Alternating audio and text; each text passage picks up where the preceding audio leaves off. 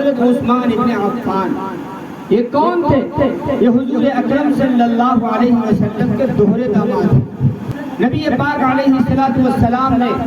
ان کے ساتھ پہلے اپنی ایک بیٹی کا نکاح کیا، جب ان کا انتقال ہو گیا تو پھر دوسری بیٹی کا نکاح کر دیا، اور جب دوسری بیٹی کا بھی انتقال ہو گیا تو ایک روایت میں حضور نے فرمایا اگر میری تیسری بیٹی ہوتی تو میں اس کا نکاح بھی عثمان کے ساتھ کرتا۔ نبی پاک علیہ السلام نے فرمایا لِكُلِّ نَبِيٍّ رَفِيقٌ، ہر نبی کا ایک دوست ہوتا ہے، وَرَفِيقِي فِي الْجَنَّةِ عُثْمَانُ بْنُ عَفَّانَ، اور جنت میں میرے دوست عثمان ابن عفان ہیں۔ اور حضرت عثمان ابن عفان کو ذو النورین، دو نور والا اسی وجہ سے کہا جاتا ہے کہ ان کے نکاح میں ایک نبی کی دو بیٹیاں آئی، اور یہ وہ فضیلت ہے کہ کائنات میں کسی کو یہ فضیلت حاصل نہیں ہوئی کہ ایک نبی کی، ایک ہی نبی کی دو بیٹیاں کسی کے نکاح میں آئی ہوں، یہ بات دیگرے۔ یہ صرف اور صرف سیدنا حضرت عثمان غنی رضی اللہ تعالیٰ عنہ کی فضیلت ہے۔ عثمان غنی رضی اللہ تعالیٰ عنہ جو حضور اکرم صلی اللہ علیہ وسلم کے دوہرے داماد، ذو النورین، جنت میں حضور کے دوست، 18 ذی الحجہ کو ان کی شہادت ہوئی، اور کیسی شہادت ہوئی یاد رکھیے۔ سیدنا حضرت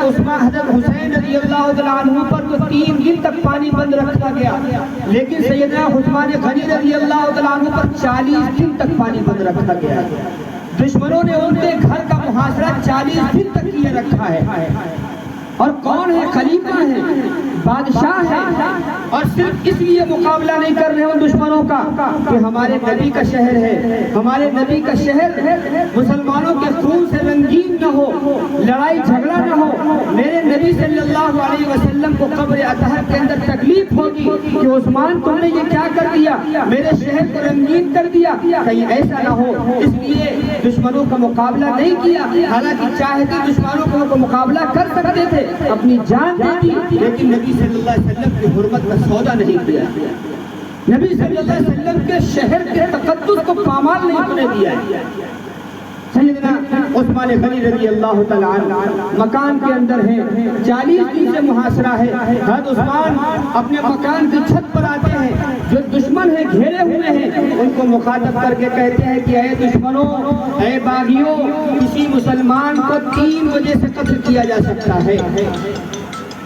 یا تو اس نے زنا کیا ہو شادی شدہ ہو کر کے، یا پھر وہ مسلمان ہونے کے بعد مرتد ہو جائے، کافر ہو جائے، اپنے دین سے پھر جائے، اور تیسری چیز یہ ہے کہ اس نے کسی کو ناحق قتل کر دیا ہو تو اس کے بدلے میں اس کو قتل کیا جائے گا۔ اس کے بعد فرمایا اللہ کا شکر ہے ہم نے کبھی بھی کسی نامحرم کی طرف آنکھ اٹھا کر بھی نہیں دیکھا، زنا تو بہت دور ہے، میں نے کبھی کسی مسلمان کا قتل نہیں کیا،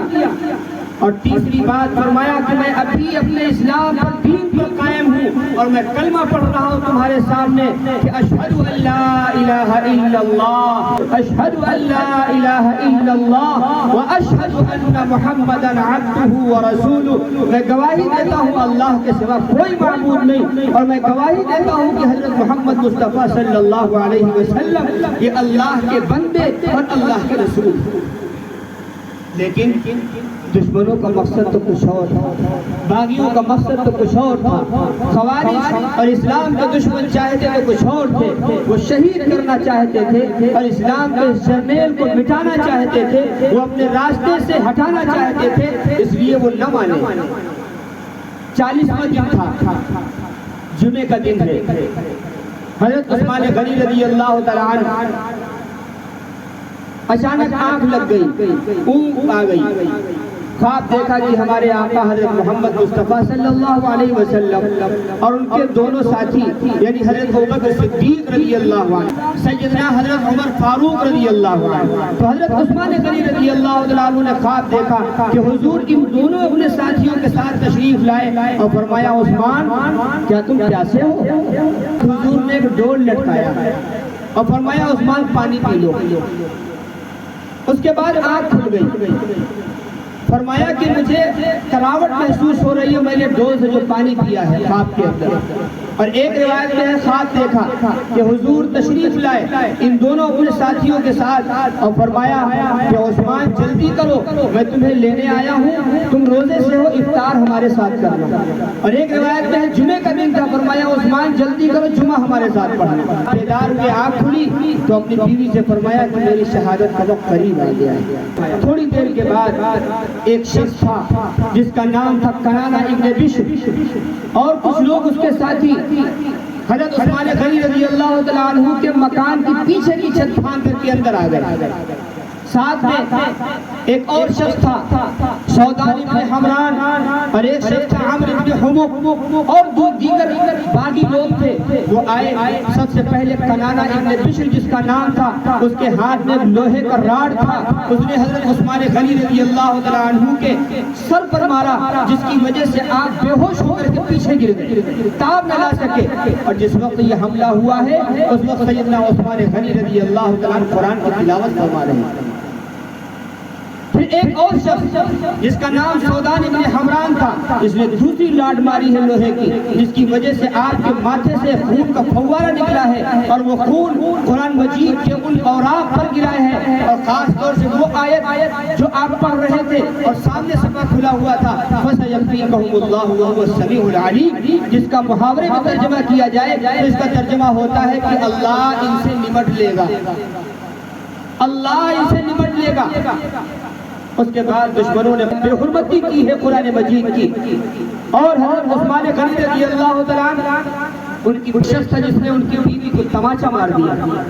پھر اس کے بعد ایک اور شخص تھا جس کا نام تھا عمرو بن حمق، وہ آگے بڑھا اور اس نے حضرت عثمان غنی رضی اللہ تعالیٰ عنہ کے مبارک سینے پر بیٹھ کر کے نیزے کے 9 زخم لگائے۔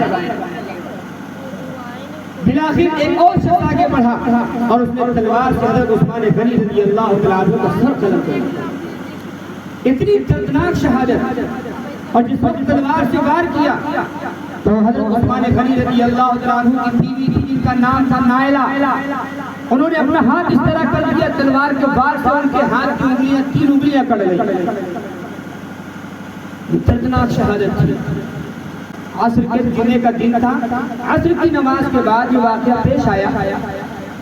عصر کے یہ دن پورا گزر گیا جمعے کا، اس کے بعد سنیچر کے پورے دن اور پوری رات اسی طرح ناش مبارک پڑی رہی۔